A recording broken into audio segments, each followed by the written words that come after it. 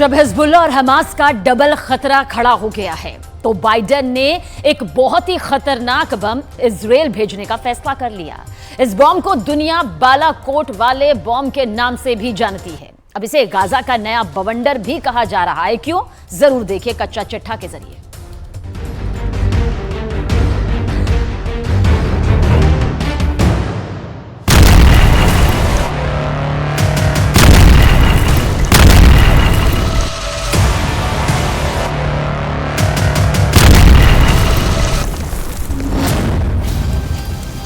Hamas का सफाया करने के लिए इजराइल अब वही बम इस्तेमाल करेगा जो भारत ने पाकिस्तान के खिलाफ बालाकोट में किया था।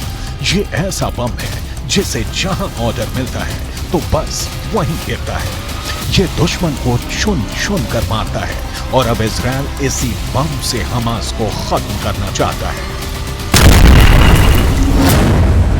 स्पाइस बम एक तरह की किट होती है जो बम को एक ग्लाइड करने में मदद करती है और फिर सैटेलाइट की मदद से ये उसी ठिकाने पर गिरता है जहां इसे टारगेट मिलता है।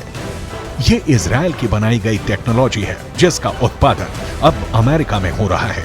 यही वजह है कि अमेरिका ने अब 2,500 करोड़ रुपए का हथियार पैकेज इजराइल को डिलीवर करने का फैसला किया है। स्पाइस टेक्नोलॉजी से बम को रफ्तार मिलती है, बम को रेंज मिलती है, बम की तबाही सटीक जगह पर होती है। इस बम को 60 से 70 किलोमीटर दूर से लॉन्च किया जाता है।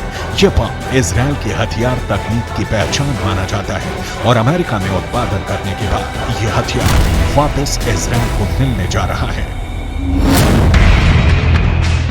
स्पाइस तकनीक के 4 वेरिएंट हैं। पहला स्पाइस 1000, दूसरा स्पाइस 2000, यही बम भारत ने इजराइल से खरीदा था।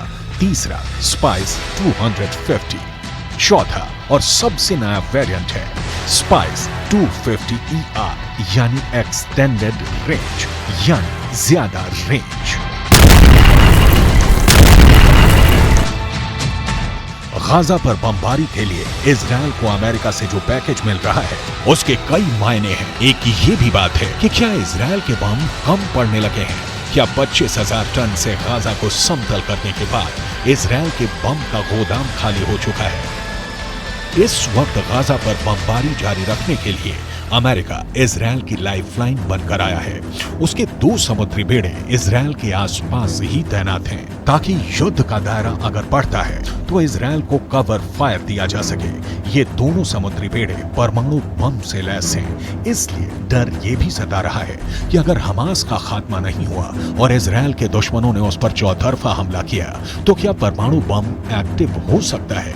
इजराइल के दोस्त अमेरिका ने समंदर में अपनी घातक परमाणु पनडुब्बी ओहायो भी तैनात कर दी है जिसके टारगेट पर साफ तौर पर ईरान है। मतलब हमास और ईरान के खिलाफ अमेरिका ने अपना परमाणु प्लान एक्टिवेट कर दिया है। परमाणु हमले की आशंका इसलिए भी जताई गई क्योंकि इजराइल के एक मंत्री गाजा पर एटम बम गिराने की हुंकार भर चुके हैं।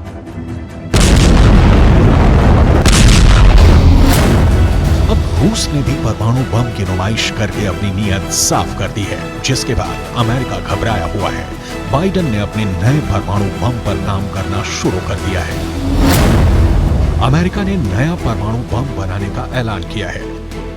अमेरिका का ये नया न्यूक्लियर ग्रेविटी बम होगा। अमेरिका के नए परमाणु बम का नाम B6113 होगा। नागासाकी पर गिराए बम से 14 गुना बड़ा होगा ये बम। अमेरिकी रक्षा विभाग ने ऐलान किया है कि वो B61 परमाणु ग्रेविटी बम के मॉडर्न वर्जन B6113 पर काम शुरू करने जा रहा है। अमेरिका का ये नया परमाणु बम कितना ताकतवर होगा? सवाल है कि क्या अमेरिका रूस के जार बम से भी बड़ा और अधिक शक्तिशाली परमाणु बम बना सकता है? क्योंकि विदेशी मीडिया की माने तो पुतिन ने जार बम की ये प्रदर्शनी अमेरिका को चिढ़ाने के लिए ही रखी है।